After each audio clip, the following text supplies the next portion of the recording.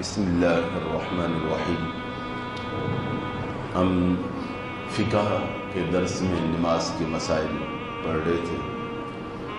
نماز کی صحت کے لیے چند شرائط ہیں اور فرائض ہیں، واجبات ہیں، سنتیں اور آداب ہیں، مستحبات ہیں، جن کو بجا لانا یہ بڑا ضروری ہے اور یہ نماز کے حقوق ہیں۔ اور نماز کا قیام تبھی ہو سکتا ہے کہ اس کے ظاہری اور باطنی جو آداب ہیں انہیں آدمی بجا لائے۔ نماز کے فرائض کا جاننا اس لیے بھی ضروری ہے کہ نماز کے اندر اگر نمازی سے کبھی کوئی غلطی ہو جائے بھول کر، تو اس غلطی کا ازالہ سجدہ سہو سے کیا جاتا ہے۔ اب سجدہ سہو وہی نمازی کر سکتا ہے جسے یہ پتہ ہو کہ میں نے کون سی غلطی کی ہے، اس کا درجہ فرض کا ہے، واجب کا ہے، کیونکہ نماز کے اندر جو امور فرائض کا درجہ رکھتے ہیں ان کی ادائیگی میں تقدیم یا تاخیر ہو جائے، یعنی جہاں پر اسے ادا کرنا تھا اس کی ادائیگی میں یا آدمی لیٹ کر دے یا اس کے مقام سے پہلے ادا کر دے۔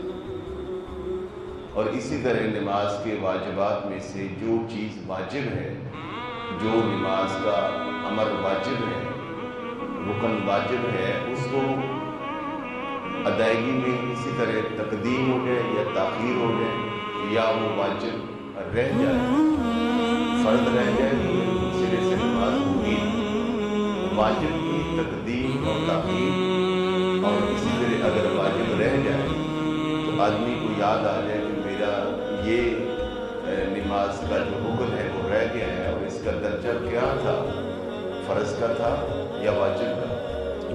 اگر واجب کا تھا تو تقدیم اور تاخیر ہو گئی، یا واجب سرے سے رہ گیا تو تب سجدہ سہو کر کے نماز مکمل ہو جائے گی، یا اگر فرض کی ادائیگی میں تقدیم اور تاخیر ہوئی تو اس صورت میں سجدہ سہو کر کے اس کا ازالہ کیا جائے گا۔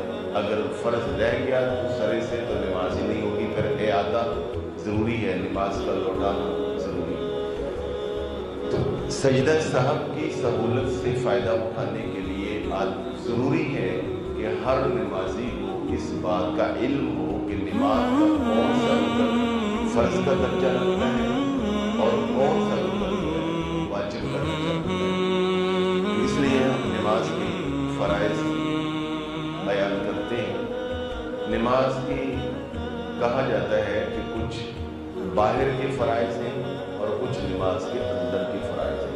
یہ جو نماز کے باہر کے فرائض ہیں، نماز شروع کرنے سے بھی پہلے جن چیزوں کا اہتمام کرنا ہوتا ہے، انہیں نماز کی شرائط بھی کہا جاتا ہے۔ تو یہ بھی ساتھ ہیں، اور جو نماز کے اندر ہیں جنہیں نماز کے فرائض کہا جاتا ہے وہ بھی ساتھ ہیں۔ نماز کے باہر فرائض کہنے یا شرائط کہنے، نمبر 1 بدن پاک، نمازی کا جسم دل صاف ستھرا پاکیزہ مطہر ہو، طہارت والا، اس طرح لباس پاک ہو، جس جگہ کی نماز پڑھ رہا ہے وہ جگہ پاک ہو، اسی طرح سطر کا ڈھانپا ہونا ضروری ہے۔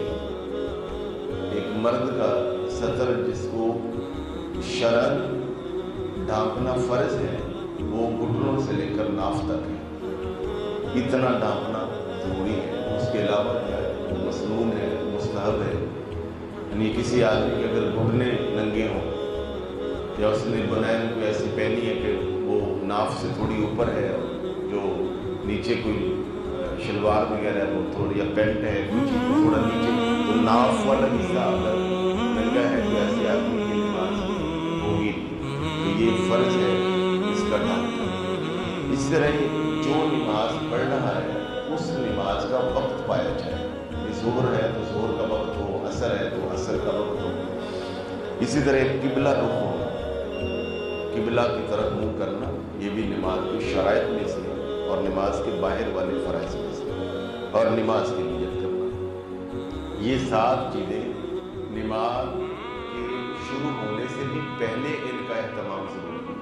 اگر آپ میرے ساتھ ذہنی طور پہ ذرا دوہرا لیں تو بہتر ہو جائے۔ نمبر 1 بدن پاک ہو، نمبر 2 لباس پاک ہو، نمبر 3 جگہ پاک ہو، نمبر 4 سطر کا ڈھپا ہوا ہونا ضروری ہے، نمبر 5 نماز کا وقت پایا جائے اور آدمی قبلہ رخ ہو اور نماز کی نیت کیجیے۔ اس طرح نماز کے اندر، اب جب نماز شروع ہوگی تو نماز کے اندر نماز کے جو کچھ امور ایسے ہیں، کچھ ارکان ایسے ہیں جو فرض کا درجہ رکھتے ہیں، جیسے ان کا بھی جاننا ضروری ہے۔ ان میں نمبر 1 تکبیر تحریمہ کہنا، یہ سب اللہ اکبر، اللہ اکبر کہنا، یہ ہاتھ اٹھانا سنت ہے، اللہ اکبر کہنا تکبیر تحریمہ یہ فرض ہے۔ اس طرح نماز کے اندر قیام، جو کسی کو عذر ہو وہ ایک الگ مسئلہ ہے، بیمار ہو وہ ایک الگ مسئلہ ہے، یہ عام آدمی کے لیے قیام کرنا اور پھر اس کے اندر قرات کرنا، اگر اکیلے ہیں تو خود کرنا، اگر امام کے پیچھے تو پھر امام کی قرات کی مقتدی کی قرات۔ نمبر 4 ہے رکوع کرنا، یعنی رکوع بھی نماز کا وہ رکن ہے جو فرض کا درجہ رکھتا ہے۔ اس طرح سجدہ کرنا، کہنے کو ایک کہتے ہیں مگر 2 سجدے کرنا، دونوں ایک سجدہ دوسرا سجدہ اس کی اتباع میں ہوتا ہے۔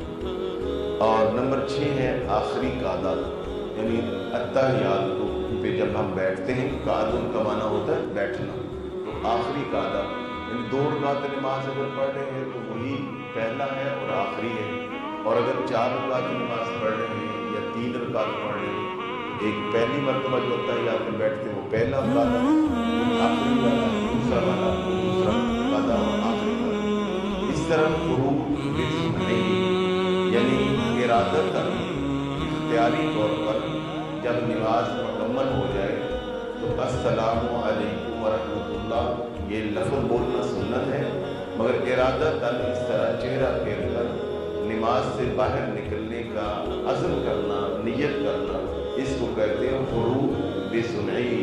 خروج مینا نکلنا، سنئی خود بخود ارادہ کر کے نماز سے باہر آنا، تو یہ بھی نماز کے فرض میں سے ہے۔ تو اب پھر آپ سماعت فرما لیجیے کہ نماز کے اندر کے وہ امور جو فرض کا درجہ رکھتے ہیں وہ 7 ہیں۔ نمبر 1 تکبیر تحریمہ، نمبر 2 قیام، نمبر 3 قرات، نمبر 4 رکوع، نمبر 5 سجدہ، اور نمبر 6 قعدہ اخیر یعنی آخری قعدہ، اور نمبر 7 یعنی ارادہ کر اختیاری طور پر بالعزم نماز سے باہر آنا۔ تو یہ نماز کے 7 فرائض ہیں۔ اب دیکھ لیے جب تمہیں پتہ چل گیا کہ یہ نماز کے 7 فرائض ہیں، مثلا ایک آدمی نماز کے اندر قیام میں کھڑا ہو گیا، اس نے کچھ پڑھا ہی اور وہ ویسے ہی کھڑا رہا 3 مرتبہ سبحان ربی الاعلی یا سبحان ربی العظیم کہنے کی مقدار خاموش کھڑا رہا، پھر خیال آیا کہ میں تو نماز میں تھا، مجھے قرات کرنی چاہیے، وہیں سے قرات شروع کر دی۔ اب کیا ہوا کہ قیام کر کے فوری قرات کا کرنا ضروری تھا، اب کھڑا رہا، بعد میں یاد آیا شروع کر دیا، اب کیا ہوا کہ فرض کی ادائیگی میں تاخیر ہو گئی۔ اب اس کا ادارہ کیسے کیا جائے گا کہ آخر میں سجدہ سہو کیا جائے گا۔ سجدہ سہو کا طریقہ یہ ہے کہ ساری نماز جب مکمل ہو جائے اتحیات پر، تو اتحیات جب بندہ پڑھ رہا ہو تو تشہد تک پڑھے، آگے درود شریف سے پہلے تشہد تک پڑھ کے دائیں طرف ایک سلام کرے، السلام علیکم ورحمۃ اللہ، اتنا کہہ کر پھر منہ سیدھا کر کے 2 سجدے کرے، 2 سجدے کر کے اسی کو سجدہ سہو کہتے ہیں، پھر دوبارہ سے اتحیات تو وہ واجب میں تاخیر ہوئی تھی اس کا اضافہ ہو گیا، اس طرح سے فیصلہ کیا تھا۔ اسی طرح مثلا 2 سجدے جو ہیں یہ بھی فرض ہیں، اور آخری قعدہ جو ہے وہ بھی فرض ہے۔ इसी तरह क़याम जो है वो भी फ़र्ज़ है। तो किसी आदमी ने क्या किया कि मसलन वो क़याम में खड़ा हो गया, जब उसने क़िरात कर ली, अब क़िरात करके रुकू भी कर ली, एक और मिसाल है, रुकू भी कर ली। अब रुकू के बाद अगला दर्जा है फ़र्ज़ का, सजदे का। ये रुकू से खड़ा हुआ तो खड़ा ही रहा, भूल गया तो मैंने सजदे में किया, थोड़ी देर के बाद याद है वो मैंने सजदा करना था, फिर सजदे में चला, मगर 3 दफ़ा सुभान अल्लाह कहने की मिक़दार में ये लेट हो गया, अब सजदे में चला, सजदा किया, बकिया नमाज मुकम्मल की, आखिर में सजदा सब कर लेगा। क्यों कि फ़र्ज़ की एक फ़र्ज़ था, एक रुकन फ़र्ज़ था, उसकी अदायगी में ताख़ीर हो गई। इसी तरह बात का तकदीम हो जाती है, यानी आदमी पहले कर लेता है। तो मैं इंशाअल्लाह जब वाजिबात आगे बयान करूँगा तो उसमें अर्ज़ कर दूँगा कि किस तरह तकदीम होती है, तो फिर ये और रिपीट भी हो जाएगा। तो अल-ग़रज़ नमाज के अंदर 7 फ़राइज़ हैं जिनका जानना और याद करना